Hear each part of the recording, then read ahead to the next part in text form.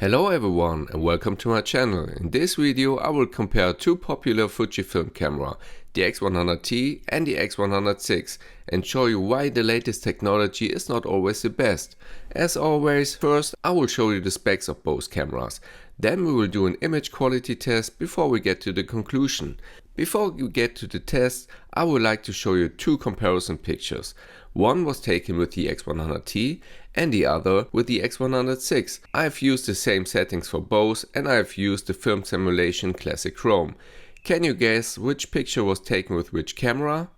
Here is the result. It was difficult, wasn't it? If you zoom in, you can of course see the difference, but not without the zoom. We will see more image comparisons later. If you look at the specs, we don't see any big surprises. The X100VI is superior to the X100T in almost all areas.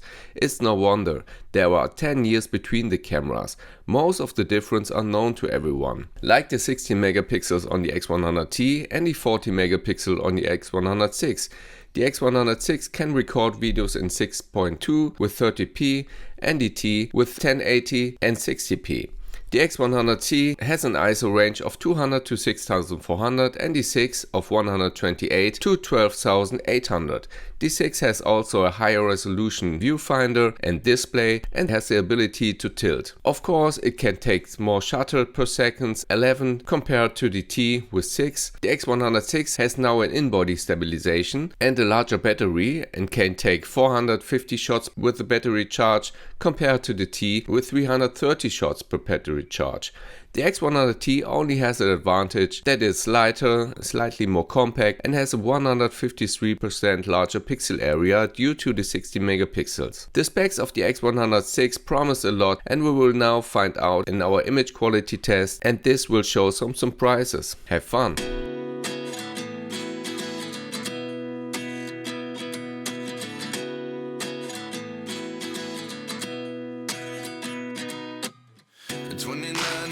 Myself wondering what did happen to the last 10. I ran away with my life, fast forward, never turn back again. It's kind of funny that the more we pass time, the more we need to set them rewind. And 19 was the year I had to leave you, but now I'm seeing all the signs. Is this really happening? I can't believe it's true.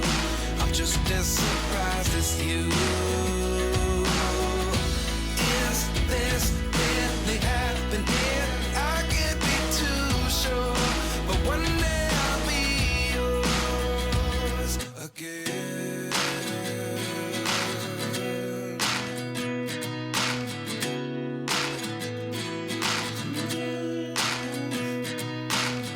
Life lessons come one in a dozen, the other 11 give something from nothing.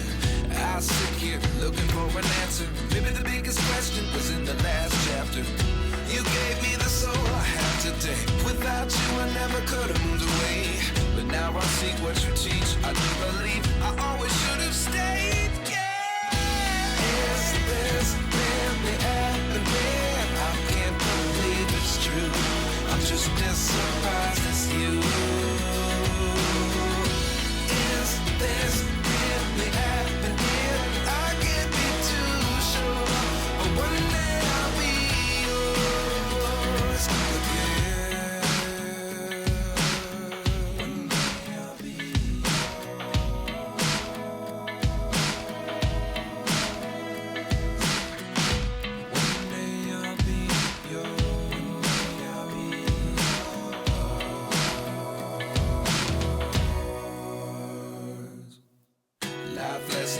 In a dozen, the other 11 give something from nothing. Life lessons come one in a dozen, the other 11 give something from nothing. Life lessons come one in a dozen, the other 11 give something from nothing. Life changes just open the door.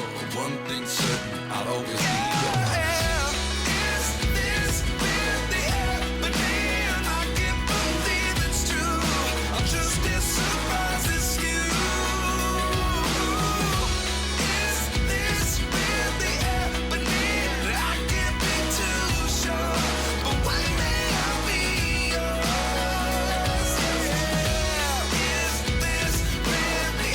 But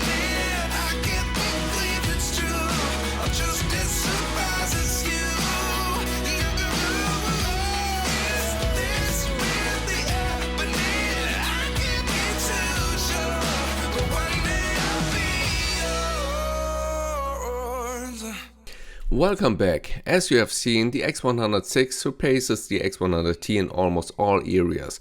It is a very good camera. However, I have many concerns that I would like to share with you. First of all, the X100VI is a greater further development of the X100 series, and the fact that the sensor is now stabilized has also many advantages. But what still bothers me is the poor autofocus. If you compare the two cameras, the X100VI has taken a huge step forward.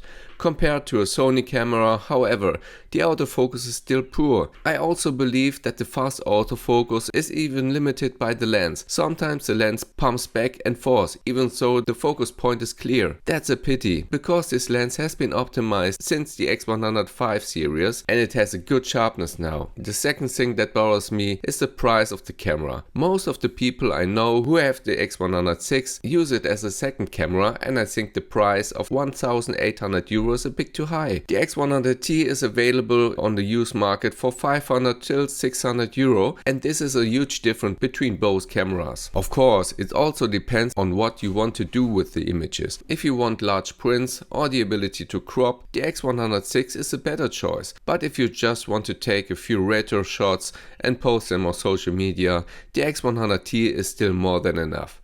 Sometimes I also noticed over the past few months that I was always afraid of damaging the X100VI because it's so expensive and so beautiful. I didn't have that fear with the X100T, so I took it with me more often. Anyone who has seen my videos on my channel knows that I had the X100VI before and I sold it. 6 months ago I bought it again because it's so damn sexy, but the X100T too. You can see that is a love-hate relationship with this camera because I doubt it again. But this time I will keep the X100VI. But I have to learn to live with the weaknesses of this camera. It's fun to shoot with both cameras. The question is which one suits you better. You can see the differences in the specs. But what about the picture quality? At first glance you can't see any differences. Only when you zoom in closer. This also shows how good the Fuji sensor were in 2014 on the X100T. The X100T is still a great camera with many film simulations and a great sensor with good colors. All of this has been improved with the X100VI, but if it's worth the extra 1,300 euro, this is something everyone has to decide for themselves. I hope I was able to give you a good overview of both cameras, and if you're interested to buying one, you can find the link in my description. Feel free to write your questions or suggestions in the comments. I will try to answer them as best I can. And if you like this video, I would be happy if you can leave a like and subscribe to my channel. See you next time.